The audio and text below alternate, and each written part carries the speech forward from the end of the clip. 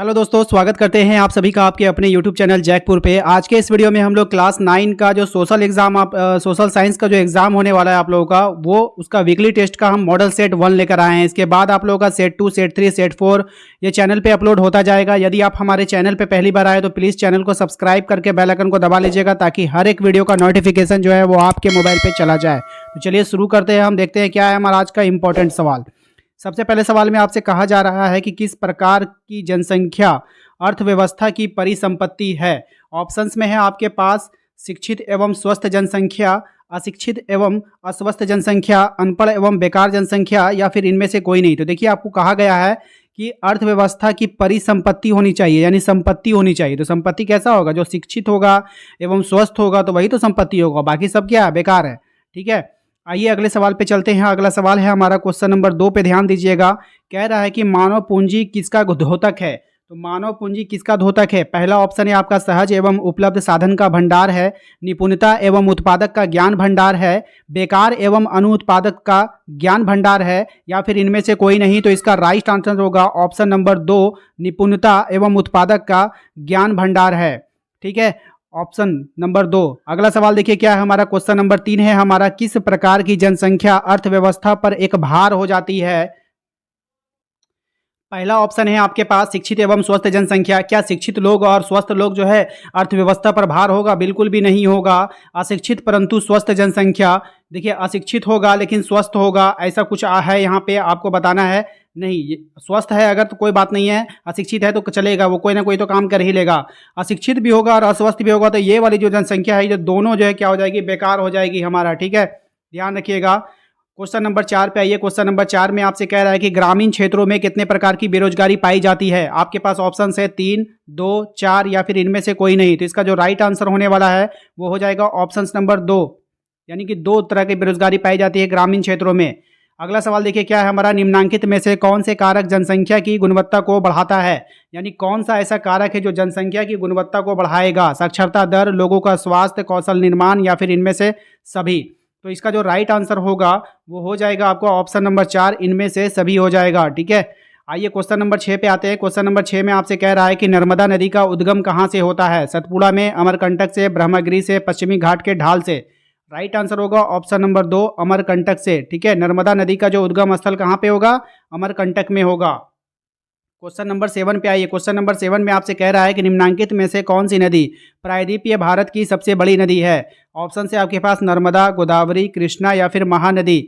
इसका जो right answer होगा वो हो जाएगा ऑप्शन नंबर 2, गोदावरी। कौन हो जाएगा? गोदावरी, ऑप्शन नंबर 2 हो जाएगा। क्वेश्चन नंबर 8 पे आइए। कह रहा है निम्नांकित नदियों में से कौन सी नदी भ्रंश घाटी से होकर बहती है। दामोदर, कृष्णा, तुंगभद्रा और तापी।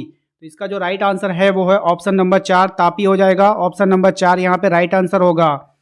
क्वेश्चन नंबर 9 पे आइए। क्वेश्चन नंबर 9 में आपसे कह रहा है निम्नांकित में से कौन सा वृक्ष की शाखाओं के समान अपवाह प्रतिरूप प्रणाली को दर्शाता है। अर्ये, केंद्राभिमुख, द्रुमाकृतिक, या फिर जालीनुमा।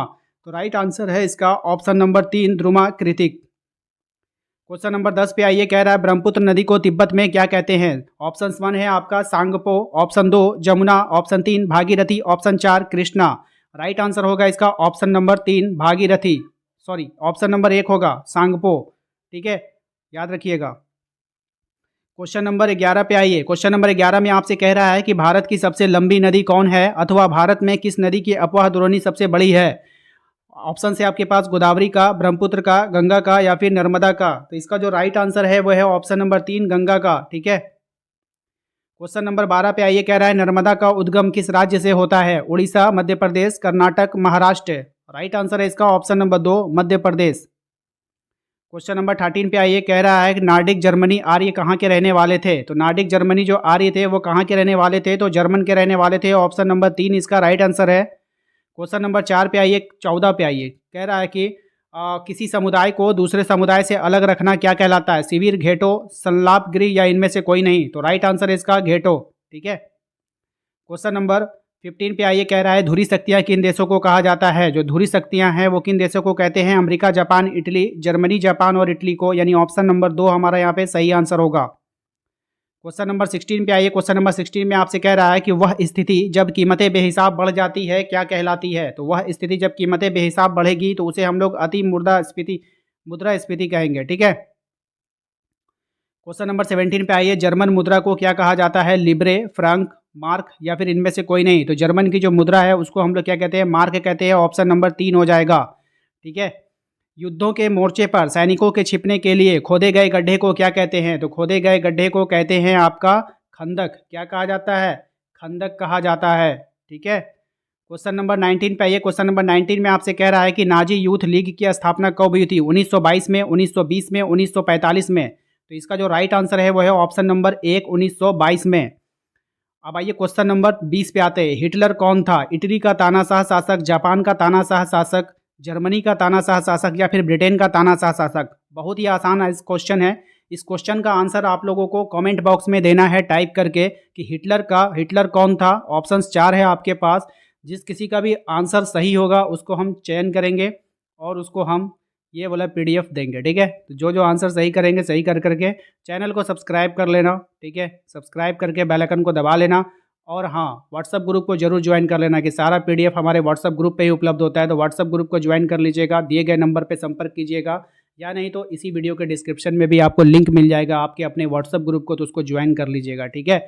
और हाँ, सब्सक्राइब कर लो। बार बार कहते हैं सब्सक्राइब कर लो। आप लोग वीडियो को देख लेते हो, चले जाते हो, इससे आपका नुकसान होगा। आप फिर फाइनल एग्जाम की तैयारी अच्छे से नहीं कर पाओगे। तो सब्सक्राइब जो लिखा हुआ है उसको क्लिक करिएगा, घंटी का आइकन आएगा उसको क्लिक कीजिएगा, ऑल को प्रेस कर लीजिएगा।